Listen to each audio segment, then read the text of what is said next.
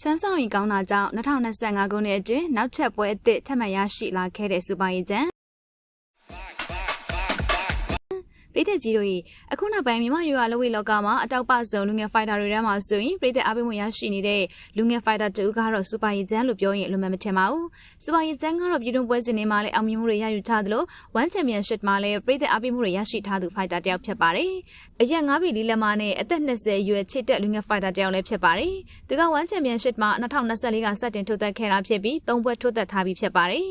3ပွဲစလုံးထိုးသက်ရှင်ပြိုင်ခဲ့တဲ့ဖိုက်တာတွေကတော့ထိုင်းဖိုက်တာတွေဖြစ်ပါတယ်တည်တဲ့အတိုင်းထိုင်းဖိုက်တာတွေနဲ့ရှင်ပြိုင်ထိုးသက်တဲ့ပွဲစဉ်တွေမှာဆိုရင်ပြိုင်ဘက်ကိုလုံးဝလဲကျအောင်ထိုးနိုင်မှသာအနိုင်ရရှိနိုင်တဲ့အနေအထားမျိုးမှာဖြစ်နေပါတယ်။ဒါကြောင့်လဲစူပါရီဂျန်အနေနဲ့ဒီ3ပွဲမှာဆိုရင်2ပွဲရှုံး1ပွဲနိုင်ရလက်ကိုသာဖော်ဆောင်ထားနိုင်သေးတာပဲဖြစ်ပါတယ်။ပြီးခဲ့တဲ့ match လ14ရက်နေ့ကကျင်းပခဲ့တဲ့1 Friday Fight 100မှာဆိုရင်တော့ Road Chan ရဲ့ရောက်ဖ15တစ်နဲ့ရင်ဆိုင်ထိုးသက်ခဲ့ရတာဖြစ်ပါတယ်။ဒီပွဲမှာဆိုရင်လဲစူပါရီဂျန်ရှုံးနေခဲ့ပေမဲ့သူအကောင်းဆုံးလုပ်ပြခဲ့တာကိုအဲ့ဒီပွဲကိုကြည့်ရှုတဲ့သူတွေသိနိုင်ပါတယ်။ဒီပွဲမှာအတိုင်းရဲ့ရုပ်ပေါက်မှုတွေကိုလည်းမြန်မာပြည်သက်တွေကဒေါသထွက်ခဲ့ရပါတယ်။ဆွမ်းနာကပြောခဲ့သလိုထိုင်းဖိုက်တာတွေနဲ့ရင်ဆိုင်ထိုးသက်မယ်ဆိုရင်တော့ပြိုင်ဘက်ရဲ့အပေါ်မှာအသာစီးပြက်သားသားကစားပြနိုင်မှဖြစ်တယ်လို့ဒါမှမဟုတ်ရင်လည်းပြိုင်ဘက်ကိုအလဲထိုးနိုင်မှအနိုင်ရရှိမယ့်အနေအထားမျိုးမှာရှိနေပါတယ်။စူပါရီဂျန်ကတော့ဘယ်ဖိုက်တာမျိုးပဲလာလာအကောင်းဆုံးနဲ့အကြမ်းဆုံးလုပ်ပြနိုင်တဲ့ဖိုက်တာဆိုတော့သူ့ရဲ့စွမ်းဆောင်ရည်တွေကိုကြည့်ရင်သိနိုင်ပါတယ်နော်။ပြီးတော့စူပါရီဂျန်ကအရေးချင်းရှိသလိုနေစနစ်ပိုင်းလည်းကောင်းတဲ့ဖိုက်တာတစ်ယောက်ဖြစ်ပါတယ်။သူ့ရဲ့ကစားပုံကိုပြည်သက်တွေကလည်းလက်ခံအားပေးကြတာများပါတယ်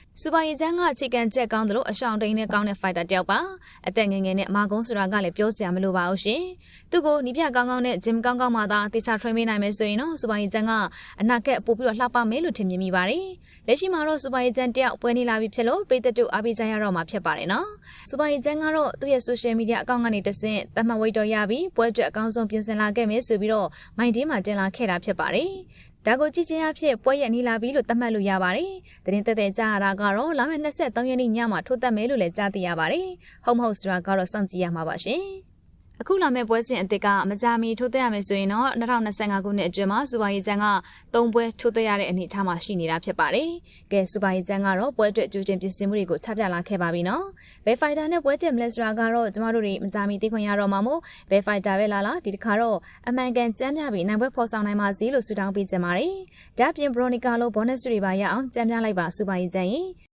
ပြည်သက်ကြီးတို့ရောစူပါရီဂျန်ရဲ့ပွဲတွေကိုမျှော်နေကြပြီလားအခုပွဲကဘယ်ဖိုက်တာနဲ့ဖြစ်မယ်လို့ထင်လဲဆိုတော့ပြောခဲ့ပြကြပါအောင်နော်ကြည့်ရှုအားပေးခဲ့ကြတဲ့အတွက်လည်းကျေးဇူးတင်ပါတယ်ကျမတို့ရဲ့ channel လေးကိုလည်း like and subscribe လေးလုပ်သွားပေးပါအောင်လို့မေတ္တာရက်ခံပါရစေရှင်